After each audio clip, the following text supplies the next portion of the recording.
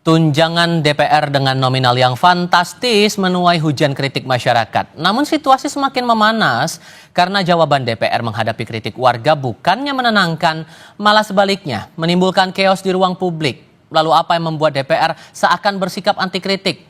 Dua narasumber bergabung untuk kami diskusikan lagi soal ini. Ada anggota DPR periode 2014-2019 Zulfan Lindan dan analis politik dari Carta Politika Yunarto Wijaya. Selamat sore semuanya dengan Tifal di sini, apa kabar? Selamat sore, Ival, Bang Baik, Zulfan. terima kasih Apa sudah kabar bergabung bersama Mas kami kali ini. Yunarto?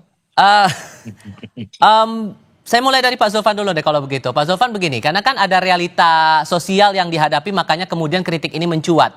Tapi kemudian direspon oleh anggota DPR periode saat ini seolah-olah terkesan anti kritik. Seolah juga merasa sensitif dengan kritikan ini. Atas dinamika ini apa yang keliru, apa yang salah sebetulnya? Begini, kita kan tahu seharusnya saya ucapkan selamat dulu ke Mas Yunarto ini Kenapa tuh? dan kepada kawan-kawan Kompas TV ya. Oke. Eh, kita mengharapkan kan parlemen ini punya kualitas kan gitu. Sehingga mereka tidak reaktif merespon apa-apa yang berkembang di tengah-tengah masyarakat, baik tindakan ataupun pikiran-pikiran yang muncul di tengah-tengah masyarakat. Tetapi kan sekarang banyak anggota DPR ini yang terpilih ini kan karbitan. Dari mana Ini tolak ukurnya bilang persoalannya. karbitan, Bang? Ya? Dari mana tolak ukurnya dibilang karbitan itu? Lah itu reaksi seperti Sahroni itu kan karbitan itu. Ya, masa bilang masyarakat tolol, bodoh. Ini karbitan, kalau dia bukan karbitan, pasti dia lebih merenung dulu, berpikir dulu, gua ini kan wakil rakyat. Sebagai wakil rakyat, saya harus bisa menangkap aspirasi mereka. Saya harus bisa menjawab persoalan-persoalan yang mereka hadapi. Ya kan, jangan reaktif seperti itu. Anggota DPR itu kan harus aktif, bukan reaktif, kan gitu. Bagaimana kalau seorang anggota DPR ini menanggapi secara reaktif seluruh apa yang dikritik oleh masyarakat terhadap DPR?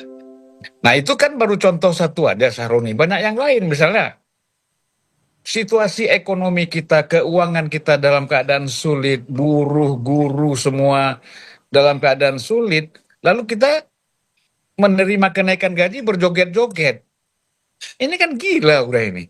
Bagaimana kita nggak bilang karbitan ya, mental-mental seperti ini. Saya belum lagi kalau bicara pengalaman saya selama 2 periode menjadi anggota DPR.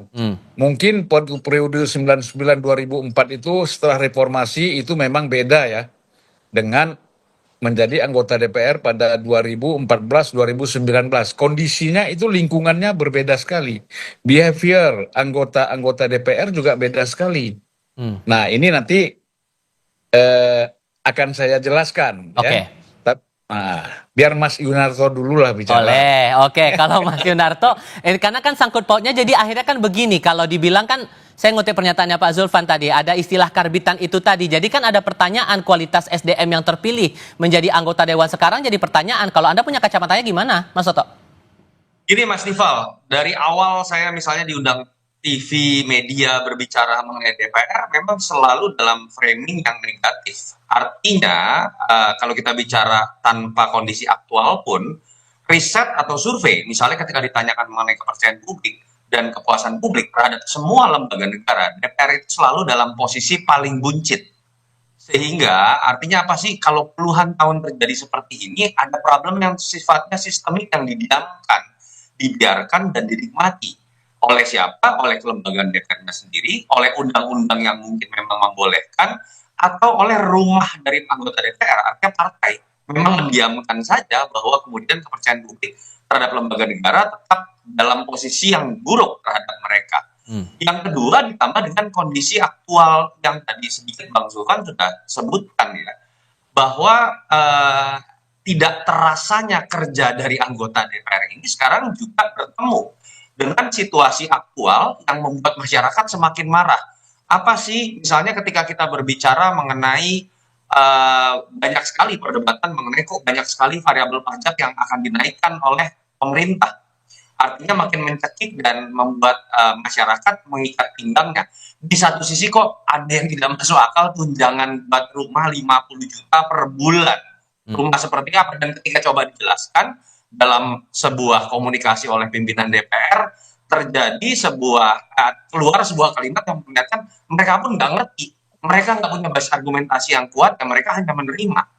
Di sisi lain, kita juga kemudian mengetahui bahwa situasi ekonomi Indonesia sedang tidak baik-baik saja ketika banyak kebijakan pemerintah yang sifatnya kontroversial. Kenapa kemudian amarahnya dialamatkan kepada DPR? Karena memang dalam sistem bernegara yang benar, satu-satunya penyaluran yang bisa dilakukan oleh masyarakat ketika tidak puas, ketika keberatan, ketika putus asa dengan kebijakan pemerintah, ya DPR. Tapi kalau Nah, kemudian ada problemnya pandangan, adalah ada kritik terhadap DPR sendiri, kemudian DPR-nya reaktif, berarti apa yang salah kalau gitu? ya ini sebenarnya menunjukkan ya, anggota DPR memang nggak takut sama masyarakat. Kalau kita lihat misalnya bagaimana positioning seorang anggota DPR, memang ada masalah, ada problem yang mendasar, Mas Tifal. Pertama, kalau kita lihat DPR ini takutnya hanya kepada ketua umum. Kenapa? Yang bisa merecall, mengganti mereka kapanpun lewat PAW, itu adalah DPP partainya. Notabene adalah keinginan subjektif dari ketua umumnya. Masyarakat tidak punya saluran untuk kemudian bisa mempertanyakan pertanggungjawaban kinerja dari DPR. Ini juga problem sistemik, Oke. Mas Tifal ya. Ya. Hanya di Indonesia yang menganut sistem presidensial, tetapi partai itu bisa merecall anggotanya kapanpun sekehendak hati dari partai. Di Amerika Serikat itu dilindungi oleh undang-undang dan konstitusi, tidak bisa. Di Filipina itu tidak bisa dilakukan kecuali terjadi pelanggaran berat. Di Indonesia kita tahu kapanpun mereka bisa diganti.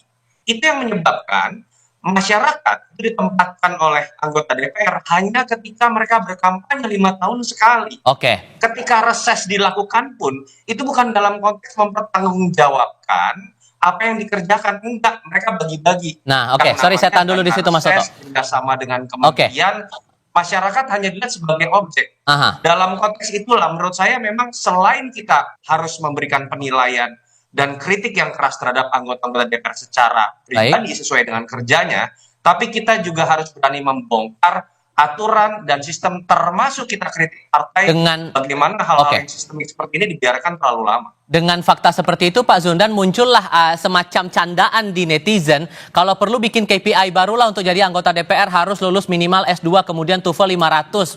Perlu KPI khusus lagi nggak nih kalau melihat faktanya untuk sekarang aja sudah seperti ini? Halo? Ya, Pak Zulfan? Ya, itu apa yang kata Mas Toto tadi, itu sudah pernah kita bicarakan agar anggota DPR itu mengenai kinerja itu dinilai oleh konstituennya. Gitu loh. Supaya apa? Konstituen itu bisa mengusulkan kepada pimpinan DPR atau lembaga tertentu yang dibentuk untuk melakukan PAW anggota DPR yang tidak bekerja, bukan karena ketua umum. Ketua umum kadang-kadang nggak mau tahu dengan kondisi anggotanya, masuk nggak masuk, ya tidak, artinya nggak bisa memantau keseluruhan karena laporan-laporan itu kan harus rutin dari praksi, dari macam-macam gitu. Kadang-kadang laporan-laporan itu nggak sampai. Atau kalau ketua umum memang happy dengan anggota itu, walaupun nggak bekerja, ya tetap ada dipertahankan. Nah, kalau gitu Nah, konkretnya menilai itu dari DPP harusnya dalam unsur penilaian yang kayak gimana, Bang? Biar juga terbuka juga ke publik begitu. Nah, udahlah, kita kan tahu anggota DPR yang terpilih tidak pernah datang waktu kampanye pun tidak pernah datang. Apalagi waktu dia sudah terpilih tidak pernah juga datang ke konstituennya. Mana pernah ditegur. Jadi proses awalnya ini memang ketua umum partai, pimpinan partai, elit partai ini memang sudah nggak benar gitu di dalam melakukan rekrutmen dan menentukan calon-calon anggota DPR, likes and dislike. Itu persoalannya, tidak lagi dilihat ini orang berkualitas atau tidak, mampu bekerja atau tidak. Itu tidak pernah. Banyak sekali lah, saya pengalaman misalnya ya, waktu itu kita jalan ke Brazil, tugas, ya kan, dari DPR. Itu anggota DPR yang ngomong-ngomong tolol itu ikut bersama saya. Acara kita kan 5 hari, dia 1 hari udah pulang. Akhirnya saya sendiri menghadapi parlemen, menghadapi menteri pertanian ini. Itu dubesnya tak heran. Ini kok begini sih? Iya kan? Dan akhirnya saya Sampai pas itu waktu Natal, saya terpaksa ikut Natal juga di Sao Paulo kan. Mhm. Nah itu, jadi satu lagi pengalaman saya, itu bisa tanya sama Aulia Rahman, dubes kita di Ceko. Hmm. Yang datang 20 orang. Ya kan? Kemudian hari pertama sudah tinggal 15, hari kedua tinggal 10. Hari berikutnya tinggal saya sendiri menghadapi berbagai hal, menghadapi pemerintah kinerja partner kita di luar negeri. Ya. Itu Bang Aulia tanya itu. Dubes Oke. Brasil bisa ditanya dan dubes-dubes lain bisa ditanya. Rata-rata begitulah kualitas anggota DPR kunjungan kerja itu hanya hadir 2-3 hari, padahal seminggu dananya sudah diambil seminggu, 3 hari udah pulang. Sehingga poinnya adalah kalau Anda memberikan 2 contoh itu, terutama untuk soal gaya komunikasi antara anggota ke rakyat itu, benang merahnya apa kalau gitu? Ya harusnya kan pertama, tadi Mas Toto bilang mereka dapat anggota uang, kita kan dapat uang. Saya rasakan itu ketika saya anggota DPR dapat misalnya waktu reses, kita ada kunjungan daerah, ya, mengunjungi konstituen, kita dapat 200 juta misalnya. Kita komunikasi dengan dia, apa kekurangnya bangun jembatan, bukan disimpan uang itu masuk rekening kita. Gitu loh. Nah ini kan banyak anggota DPR waktu dia berkomunikasi dengan masyarakat, dia harus menangkap aspirasi masyarakat. Mereka nggak datang ke konstituen. Kalaupun datang ke daerah itu, kongko-kongko aja di hotel-hotel. Nanti pasang spanduk. Nah, seolah-olah mereka sudah ketemu rakyat, ya kan? Dialog segala macam. Tapi nggak lakukan.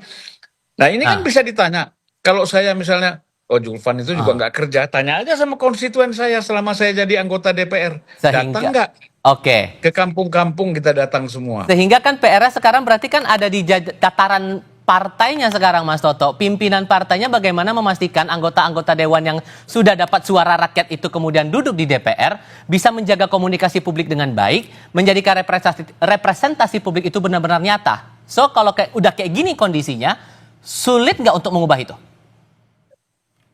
Ini masalah pertama political will ya. Kita bicara perusahaan deh. Perusahaan ketika sudah jadi perusahaan terbuka saja, bukan perusahaan organisasi publik loh, perusahaan terbuka secara komersil. Dia harus melaporkan segala sesuatu dari operasional perusahaannya selama per 3 bulan atau per kuartal. Kenapa sih DPR nggak melakukan itu? Kenapa sih partai tidak melakukan itu misalnya? Mas Toto? Ya sinyal Mas Toto kayaknya Iya. Kita coba mantap. perbaiki dulu komunikasi dengan Mas Toto. Sambil kita akan lanjutkan lagi diskusi terutama soal transparansi dan akuntabilitas untuk sisa masa periode DPR berikutnya. Kita diskusikan nanti ya. Kita lanjutkan lagi diskusinya usai jeda berikut ini.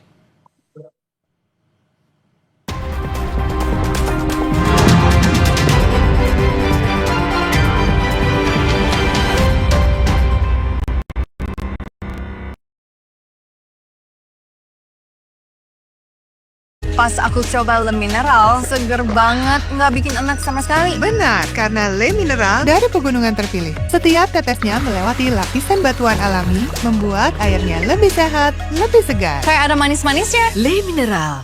Umpan lambung apa umpan terobosan yang terbaik? Ridho! Do! Seger-seger luwak white coffee. Luwak white coffee less sugar dulu. Wah, Luwak white coffee less sugar dibuat dengan susu rendah lemak, rendah gula, rendah kalori. menangkan 5 tiket nonton langsung Piala Dunia. Kirim 5 bungkus kopi luwak apa saja. Foto dan upload ke sosial media tag Kopi Luwak Official. Buruan kirim, pemenang akan segera dipilih. Luwak white coffee, rendah gula. Nyaman diminum.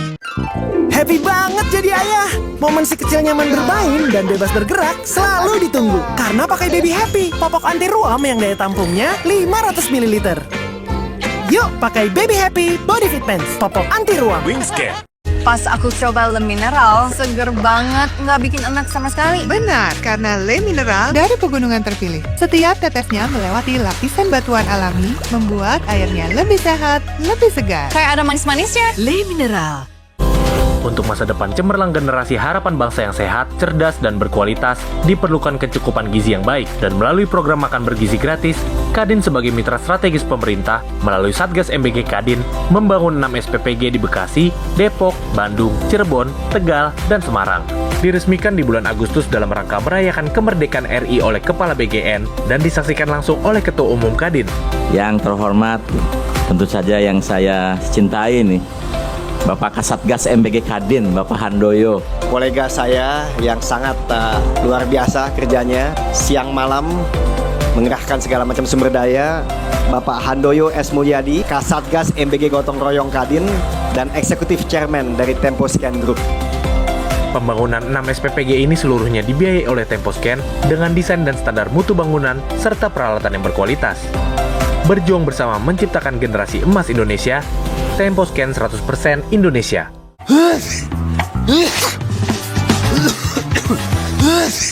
Minum dong Ultra Flu, flu dan batuk, meredakan demam, sakit kepala akibat flu dan batuk. Untung ada Ultra Flu, flu dan batuk reda, lega rasanya.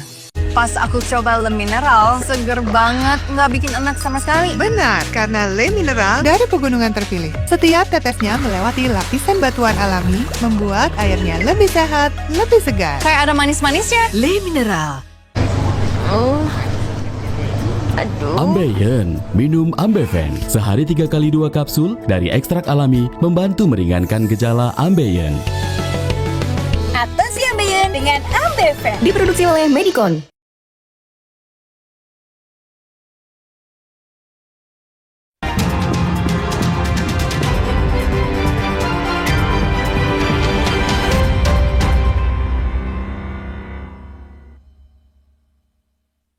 Anda untuk melihat pantauan terbaru dari udara pasca unjuk rasa di Kompleks Parlemen Senayan Jakarta yang meluas hingga bawah tol dalam kota. Visual ini menunjukkan kerumunan massa masih berada di sekitar area pejompongan dan tampak polisi berupaya untuk membubarkan mereka sehingga bisa keluar dari area sekitar DPR beberapa saat yang lalu. Terlihat gas air mata juga masih dilontarkan untuk membubarkan para pengunjuk rasa dan hingga sore ini kericuhan masih terjadi di sekitar kawasan DPR MPR. Ini titik di kawasan Pejompongan dan belum bisa diketahui akan berapa lama memakan waktu pembubaran terhadap massa ini. Di sebelah kiri layar Anda terlihat ini juga beririsan dengan jalur rel kereta dan sedikit banyaknya sudah terimbas juga terhadap perjalanan kereta komuter. Ini sudah masuk jam pulang kerja, akan berdampak juga ke banyak pengguna komuter yang akan pulang setelah beraktivitas di kawasan Jakarta. Anda yang akan beraktivitas pulang kerja saat ini di kawasan Jakarta perlu berhati-hati untuk jalur-jalur yang terkonsentrasi bagi massa berkumpul di tengah upaya polisi atau petugas membubarkan massa pengunjuk rasa dan juga dampak lain terutama aktivitas transportasi umum baik itu untuk KRL, kereta komuter maupun juga bus Transjakarta yang sedikit banyaknya sudah diumumkan melalui kanal media sosial masing-masing dari penyedia jasa angkutan umum ini. Kita akan coba lanjutkan lagi diskusi kami bersama dengan dua narasumber, mantan anggota DPR RI Zulfan Lindan dan juga Yunarto Wijaya dari Carta Politika. Saya mau coba pastikan dulu Mas Toto, suara saya terdengar jelas ya? Terdengar, Mas Ival. Oke. Sorry. Oke. Sekarang saya coba mau bicara soal transparansi, karena kan ini juga yang jadi PR sebetulnya membuat akhirnya kegaduhan semacam ini memuncak, bahkan sampai sekarang masih terus terlihat demonstrasi di berbagai daerah. Transparansi itu ada contoh yang sempat disampaikan juga di Parlemen Inggris, itu gaji dari anggota dewan itu dipublikasikan secara transparan, itu uang dari mana terpakai berapa saja. Apakah menurut Anda Bang Zulfan itu memungkinkan bisa dilakukan di parlemen kita atau malah akan sulit direalisasikan? Ya sangat mungkin. Saya kira kan memang secara periodik itu kan kita harus melaporkan LHKPN ke KPK. Tetapi kebanyakan anggota itu kan melaporkannya setahun sekali kan. Nah harusnya kan itu dipantau terus. Jadi kan paling tidak kalau 6 bulan sekali kan nggak ada orang naik anggarannya tunjangan 6 bulan sekali kan.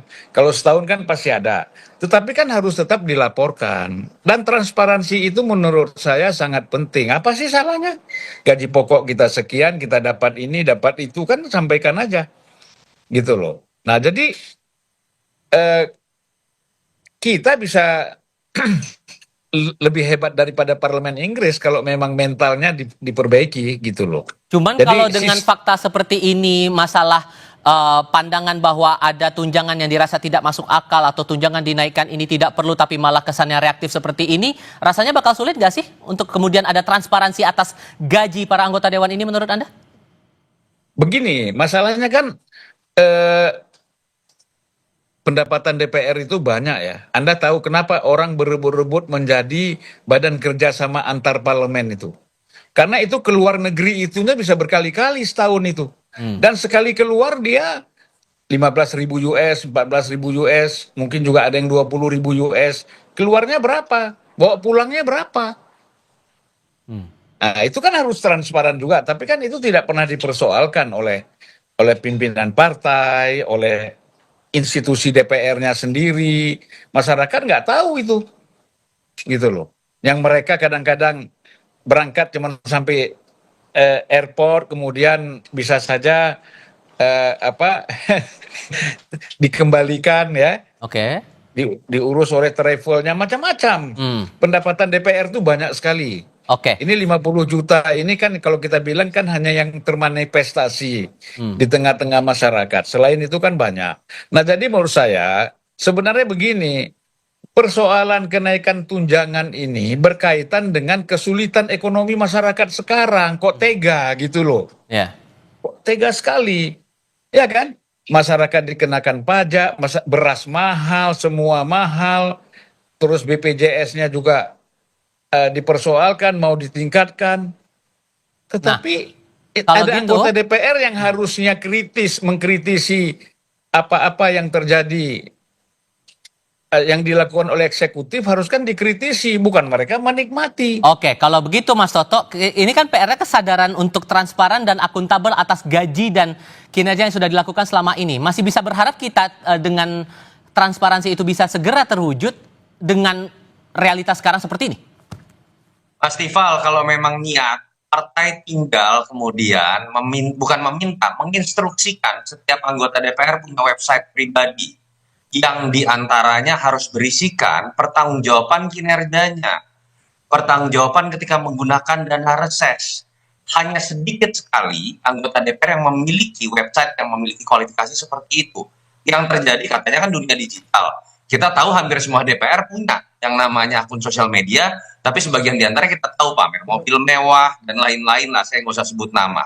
Kalau itu diinstruksikan saja oleh DPP, saya pikir kan akhirnya masyarakat punya sebuah tools yang bisa kemudian mereka nilai, konstituen bisa punya tools untuk membuat mereka bisa menilai. Problemnya agak sulit kita berharap dari political will dari partai. Kelembagaan DPR sendiri kita tahu setiap tahunnya itu tidak pernah transparan seutuhnya, misalnya terhadap fungsi legislasi. Berapa banyak yang dari draft akademik, lalu kemudian risalah itu dibuka. Itu hampir tidak pernah memenuhi dari jumlah yang mereka sahkan. Termasuk kalau DPP kemudian misalnya bisa membuat laporan per 3 bulan, per kuartal layaknya perusahaan terbuka, bisa perlihatkan kan bagaimana kinerja anggota DPR dari hal yang paling kuantitatif deh. Absensi seperti apa.